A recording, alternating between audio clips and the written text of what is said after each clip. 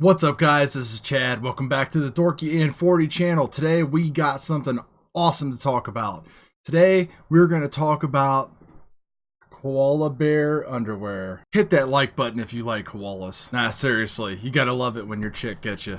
Love her to death. So what we're here to talk about today is Betaflight 4.0 and how crazy this development has been going.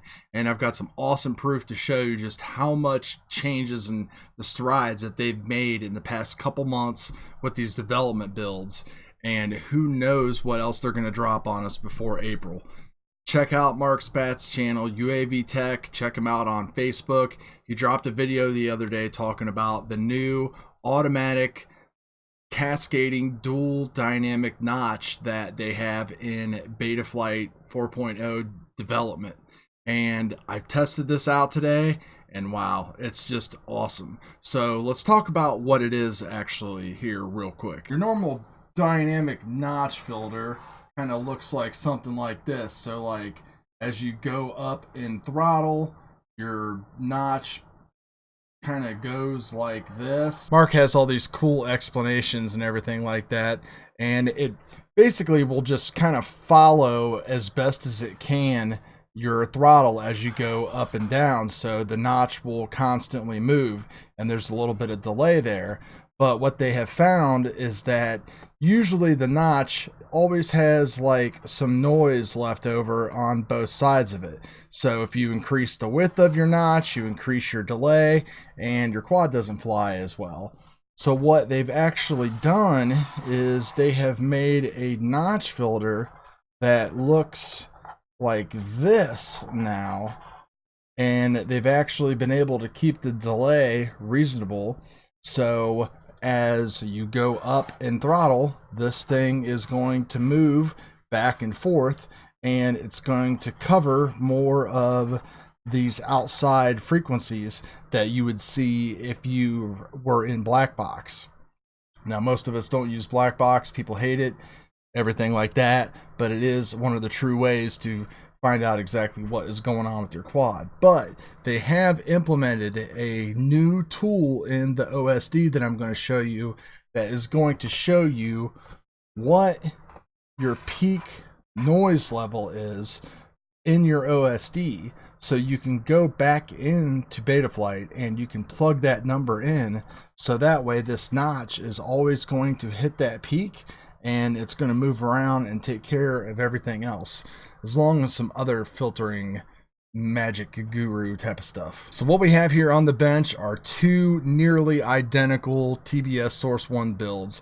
This was the first one I did. This was the first thing that I flashed Betaflight 4.0 on. It's a couple month old build. I'm not sure of the number, but it's totally different than what is on this one. This is the latest development build, and this has the fully automatic cascading dynamic notch filters built into it. This one here does not.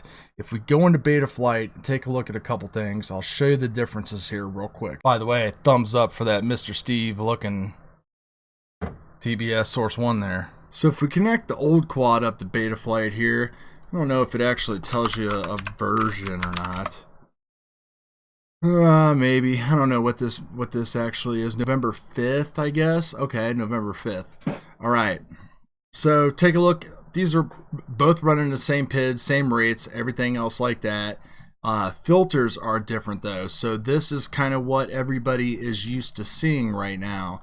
And this is the stock Betaflight 4 filters at the time when they came out with this version. Now, if we do get dyne and look at the dynamic stuff, you can see that they have incorporated a little bit of the auto stuff in here. It just doesn't run like that. The new stuff does. So they run on a filter range, and this basically will push your dynamic filter all the way up to, I think, 550, 600 hertz or something like that. You have high that you can actually set up for whoops and 3 inches, and you can actually do low for your bigger KV builds and stuff. Mark explains it a lot in his videos, so definitely go and check that out. So let's connect to the other quad now. So if we go into the CLI here and click version, This was from December 30th, this version that I have on here. And if we go to get DYN, you can see that we have a lot more stuff on here that's going on here. We have auto setup. We also have a width percentage. We have the quality, the Q, and we also have the gyro and the D low pass filter hertz, and then we also have this dynamic gyro max hertz, which actually comes in default at 450. This is the number that you can actually get and fine tune everything that's going on inside of your quad. We'll come back to that here in a second. So if we go into PID tuning here and take a look at everything, you look at the filters. So the filters this time, we are running 150, 150, biquad, and 150. And I think what you have to do, because the configurator isn't updated yet, is he says that you want this to look just like this in order for this to work properly.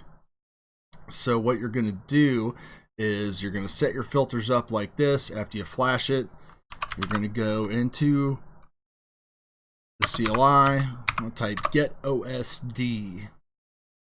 And then if we look here on get OSD, you're going to see this right here, which is OSD stat max FFT. So I'm going to copy that, set, we're going to paste that, going to click enter and save.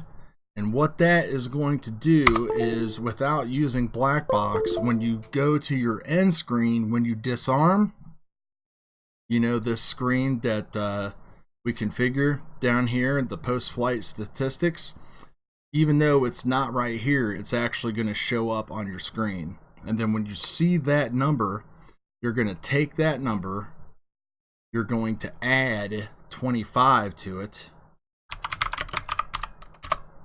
and then you are going to change this 450 to that number. So after flying my Mr. Steve build, mine was at 535. So I'm going to go ahead and set mine at 560, save, and that's it. So you might be asking, is all of this really worth it? And I'm going to say yes. And let's look at the video here and I will show you just a big difference. I mean, I thought Betaflight 4 flew great on that November 5th build or whatever, but this is really getting crazy as far as like how these things are flying. Now keep in mind, these quads are identical. Same batteries, same everything. The only thing that's difference between the two is one has an L CROSSFIRE antenna and one has it mounted horizontally. That is it. So let's take a look at the video here and I'll show you the differences between the two. Alright, so I'm going to try to keep this flight short and sweet here. So this is the original Source 1 build, which you can go back on my channel and look how stoked I was when I flew it. So this is, none of this stuff's new. These Primos have been around for almost a year. These batteries for 3 or 4 months. ESCs are, you know, the normal HV, SPEDIX, Tempest F4. You know, the only thing that's new on here is the ND filter that I got with the print from the TBS Yellow Guard filters, and the FX S3 props, which I love the props. They just sound great. But you can just see that, you know, the level of control here seems, you'll see it in the next video, and you should be able to hear, if I wasn't talking, a little bit more oscillation, a little bit more prop wash. You know, the best way I can explain it is that I just didn't have the control and the feel on this ship that I thought I had. You know, the video still looks really good. You don't see any mid-throttle oscillations or nothing like that. So the frame and the combination of the motors and the filtering and everything is still doing a fantastic job of just providing good video. You know, all I would have to do really is just probably work on flying this one a little bit, changing my rates down a little bit. Oh man, I almost hit those wires. And then we'd be kind of in business. So let's just stop this flight here and let's take a look at the Mr. Steve. Alright, here we go. This is the flight with the Mr. Steve. God, I just can't quit saying that. I don't know why I get such a kick out of that. Anyway, the control is just next level. This is tuned as far as what I showed you earlier in the video. I did a couple test flights. I took the average of like 3 settings, running full throttle, up and down, really aggressive flight. It was within like 5 megahertz all the time, around 535, so that's why I just put it at 560. So everything is the same as the other one. The only difference here is this filtering, and I didn't notice any. I had more response. The control just felt great.